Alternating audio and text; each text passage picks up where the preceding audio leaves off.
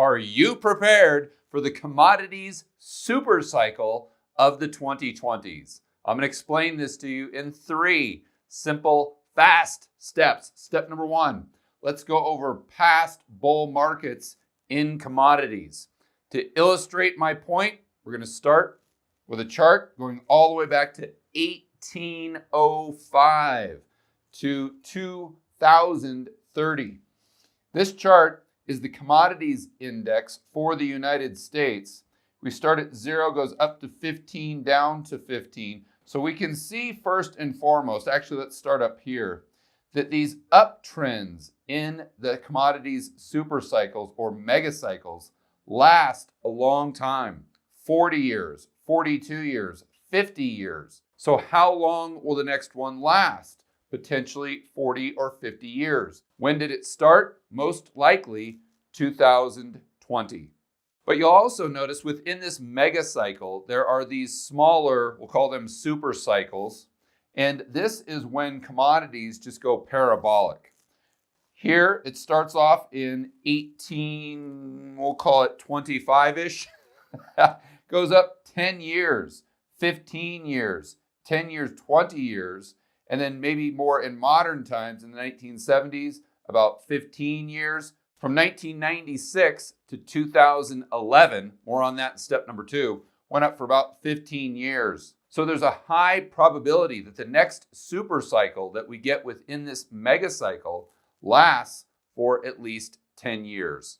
So a few things we can conclude from this chart. Number 1, that when commodity prices go down, they go down fast. But when they go up at a much slower rate. You can see the time frame in which these downtrends occur and then the uptrends. And these uptrends are a lot longer than the downtrends. So it's like the stock market. It takes the elevator down and the escalator up. Same thing for commodities. So I think the key to incorporating this type of chart into an investment strategy would be to have a very long-term view. And once you've established the long-term view based on the fundamentals, then you look for shorter-term supply-demand dynamics, and you look for panic buying opportunities. More on that in step number 2 and step number 3. So takeaways from step number 1 in this chart: 40 to 50-year mega cycles, 10 to 20-year super cycles, where commodities usually go parabolic. Now that said, they don't go up in a straight line. Nothing goes up in a straight line. So take advantage of those opportunities when the market sells off, but we're still in a longer term bull market. And lastly, assuming we did bottom out in 2020 when oil prices got to negative $38 a barrel, a pretty safe assumption, we should assume that this next cycle or super cycle will go up at least until 2030. Now, I know a lot of you right now are saying, okay, George, well, let's hear your prediction. What do you think will happen in the 2020s? Do you think that we'll have this super cycle in commodities? I don't really do predictions on this channel. And as you guys know, I always say there are no certainties, there are only probabilities. But if I had to venture a guess, I would assume that we did bottom out in 2020. And since then, commodity prices, as you know, have skyrocketed higher. But I think we'll probably get a pullback or 2 on our way to highs that will exceed what we saw in 2011. That would be my base case. And again, this is a long-term view over the next 10 to 15 years. Step number 2, Jim Rogers' commodity investment secrets revealed. Just the other day, I had the opportunity to interview my good friend, Jim Rogers, and I actually listened to his book over the weekend, the audiobook called Hot Commodities. And it really helped me get my head around the fundamentals of commodities investing. And I'm going to share those fundamentals with you right now. And I'm going to use the lessons learned from Jim Rogers as an example. So I've got this chart that goes back to 1904 all the way to 2022. I got it from Visual Capitalist. It's a great website. It's a little bit different. I wanted to use arrows instead of these waves, but I think you'll get the gist. So what I did is I started at a high point, and the red arrows indicate when prices are going down, blue arrows indicate when prices are going up. And remember, this chart is extremely simplified. So within these down moves and up moves, the prices themselves are very volatile. They can go up 1 week, down the next week, up 1 month, down the next month. Sometimes within the cycle, you'll have extreme panic, and at other times, extreme hysteria. But over time, we see these long-term trends. So I want to focus on a specific super cycle from 1996 all the way to 2011.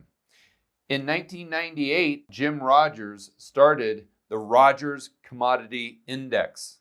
Forgot the ticker, but we'll call it RCI. And I want to point out that when Jim Rogers started this commodities index, it was right during the tech boom. So the last thing that people wanted to invest in was orange juice, pork bellies, and coal. They wanted to invest in pets.com. And of course, Jim, the contrarian that he is, was going in the opposite direction, and it served him very well. So 1998, he starts the index, and he starts talking about commodities and being bullish. In 2004, he wrote this book, Hot Commodities. He goes over the supply and demand dynamics that he saw in 2004, but really started in 1998, that gave him this long-term bullish view on commodities. And I think a lot of the supply and demand dynamics that he uses for the thesis of his argument in the early 2000s are also applicable today.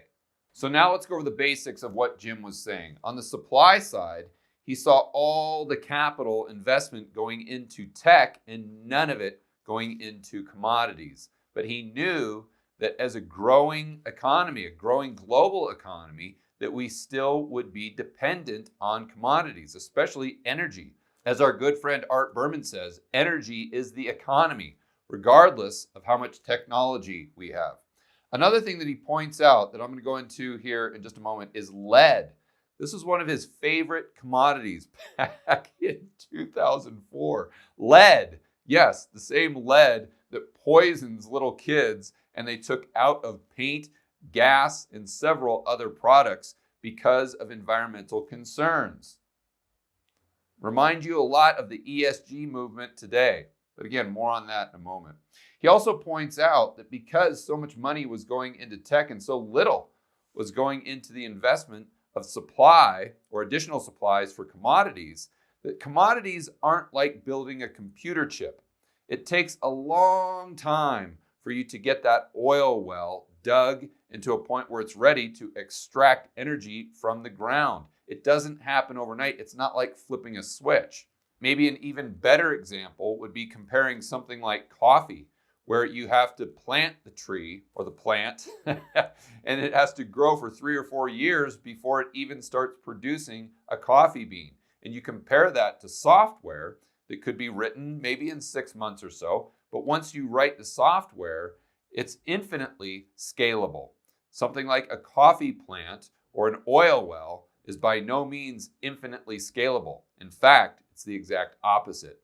There's never really a constraint on something like software, but there's always a strain on commodities. And this is something that Jim points out very well in his book. So what's a long time for more supply to come online?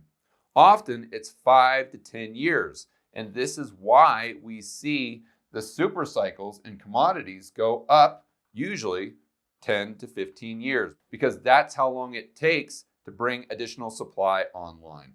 Now, the demand side of the equation, or the demand side of his argument back then, was China.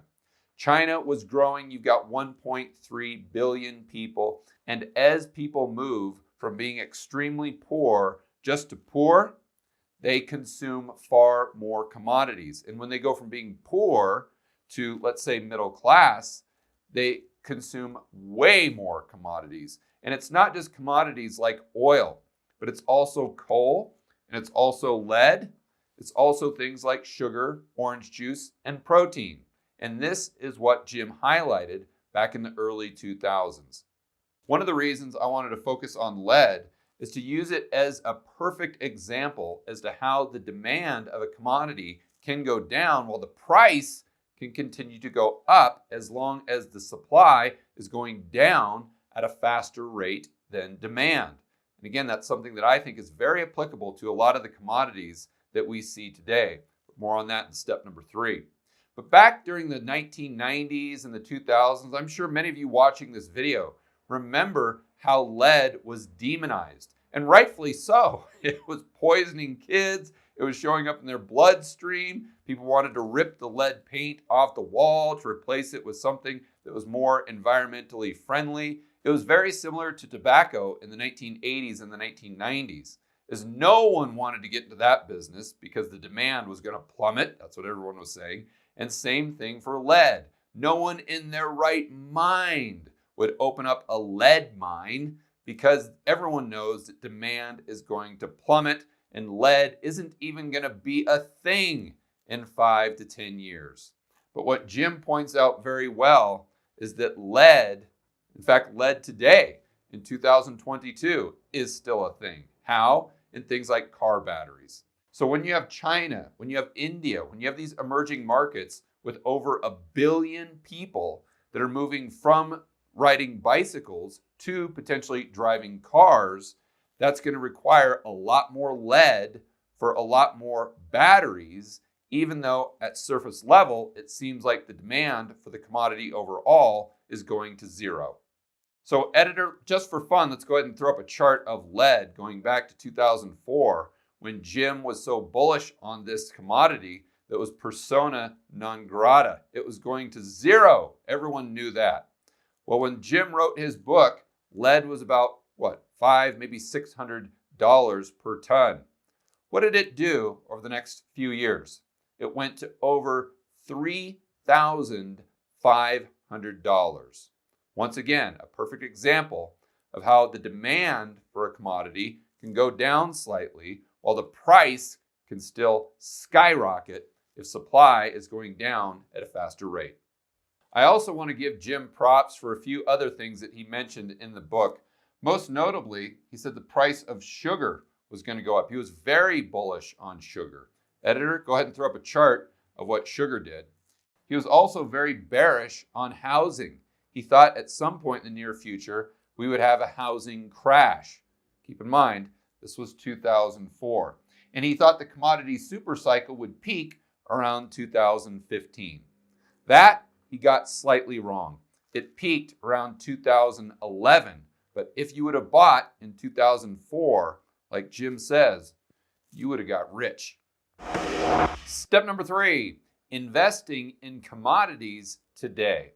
I can't give you any specific investment advice, but what I can do is tell you how I see the world, how I see commodities, and what I'm doing in my own personal portfolio.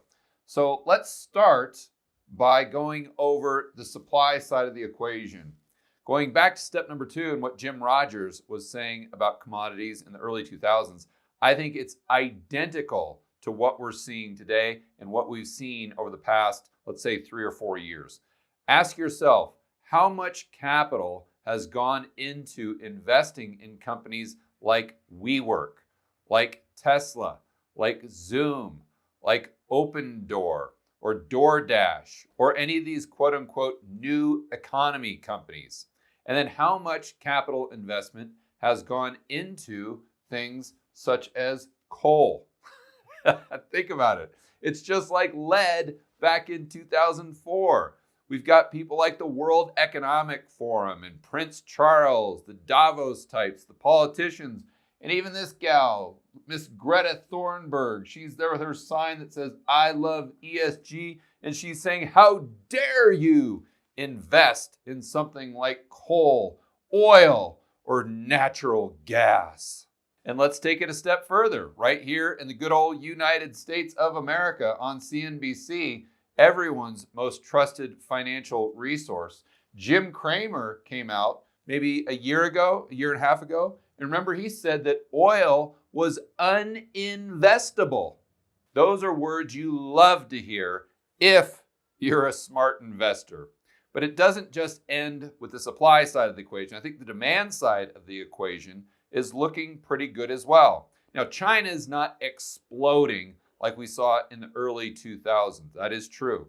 But its economy today is far, far bigger, even if they have a 10 or 15% contraction than it was in 2005, 2006, 2007.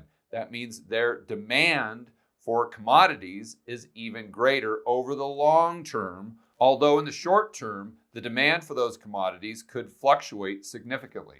We've got to remember that even if we started a long-term commodity supercycle in 2020 that ends in, let's say, 2030 or 2035, although the prices at that point in time may be much, much higher than they are today, or especially where they were in 2020 of March when the cerveza sickness hit, it doesn't mean that those prices go up in a straight line.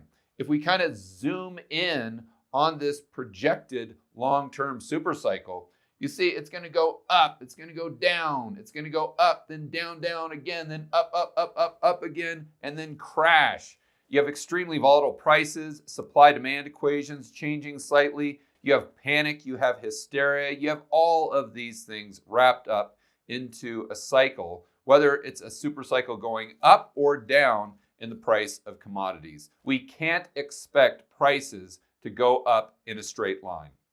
Another thing I want to mention about demand is that especially with energy, it never goes down.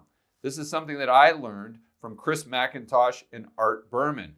They've pointed out to me several times that we use more wood today than we used back, let's say 200 years ago, when it was our primary source of energy. We use more coal today than we have ever used. We use more oil today. So my point is, even when we come out with a new energy source, because the population and the economy continues to grow, and energy is the economy, if we do have a growing economy, although we have new and improved sources of energy, we don't stop using the energy source that we were using before. In fact, we always use more of it.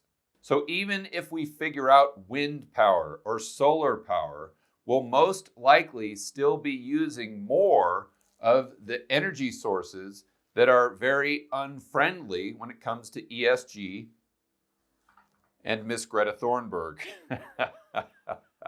How dare you? So what am I doing in my own portfolio to take advantage of potentially another super cycle in commodities? Well, in 1998, Jim Rogers almost picked the absolute bottom of the market when he set up his Rogers Commodity Index.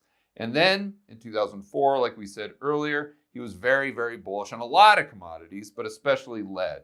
Not that I would ever compare myself to Jim Rogers, but I do think you may find it interesting that in 2020, which was most likely the bottom of the commodities market and the start of the super cycle moving up, I started something called Rebel Capitalist Pro. So if Jim picked the bottom back here in 1998, did I also pick the bottom in 2020? I don't know. Only time will tell. Now, Rebel Capitalist Pro is not a commodities index, but what it is an online investment forum that I set up in 2020 to try to take advantage of opportunities I saw in the market, such as a potential long-term super cycle in commodities. The pros: Lynn Alden, Chris McIntosh, Tony Greer, Patrick Sresna, Jason Hartman, and Brent Johnson. We have a ton of amazing research in there, member live stream Q&As with the pros once a week, and a content library that will blow your mind. So check it out at georgegammon.com/pro. We've got a trial offer going on right now where you can check out an entire week for just $1. You can't beat it, so check it out, georgegammon.com/pro. Okay, that's my pitch for the day. Back to the whiteboard. So like Jim Rogers was really focused or really bullish on lead, now I am very, very bullish on coal for the exact same reasons. It is persona non grata. People think it is absolute poison. And most people, if you would have asked them back in 2020 what the price of coal was going to do, they most likely would have said it's going to zero. But editor, go ahead and throw up a chart of what coal has done since 2020. And just like lead, we can see it's a good example of demand potentially going down, but if supply or investment, capital investment, goes down at a faster rate, the price is going to skyrocket. Let me be clear, I'm not saying go out and buy coal right now. Remember, it's going to go up, it's going to go down, even in a long-term trend where the price in 2030 is much higher than it is today. I can't give you any investment advice. This is just something I'm doing for my own portfolio, and coal is something I'm watching very, very closely. And if we see panic, then maybe I buy some more. The main way that I see commodities today and back in 2020 is very similar to how I saw housing in 2012. This is when I first got involved with investing. I retired as an entrepreneur and I went all in with housing. I bought real estate in the Midwest, as most of you know. And I did a lot of research, but really the decision came down to just one chart that I've used on this channel several times. Editor, go ahead and throw up a chart. This is a long-term chart of housing prices in the United States adjusted for inflation. And you can see that there's a long-term trend going all the way back to 1900. So when I go back to these charts of the super cycles in commodities, not just going back to 1904, but even going back to 1805, like the chart that we used in step number 1, it gives me the exact same information the chart in 2012 of housing did going back to 1900 adjusted for inflation. And it's basically that there's this long-term trend and these cycles. And if you can just eliminate the noise and just play the cycle over the long run, you'll probably make a lot of money. As you can imagine, I did very well investing in real estate in 2012. But really, my process wasn't rocket science. In fact, it was the opposite of that. I think as human beings, we tend to overcomplicate things. I employed the KISS method, keep it simple, stupid. And I just focused on one chart that showed me this long-term trend. It worked extremely well in 2012 with real estate. Hopefully, it works just as well in the 2020s with commodities. For more content that'll help you build wealth and thrive in a world of out-of-control central banks and big governments, check out this playlist right here. And don't forget to check out Rebel Capitalist Pro at georgegammon.com/pro. You can get a 1-week trial for $1 if you go there and check it out right now. So go to georgegammon.com/pro and I will see you in the forum with all the other Rebel Capitalists.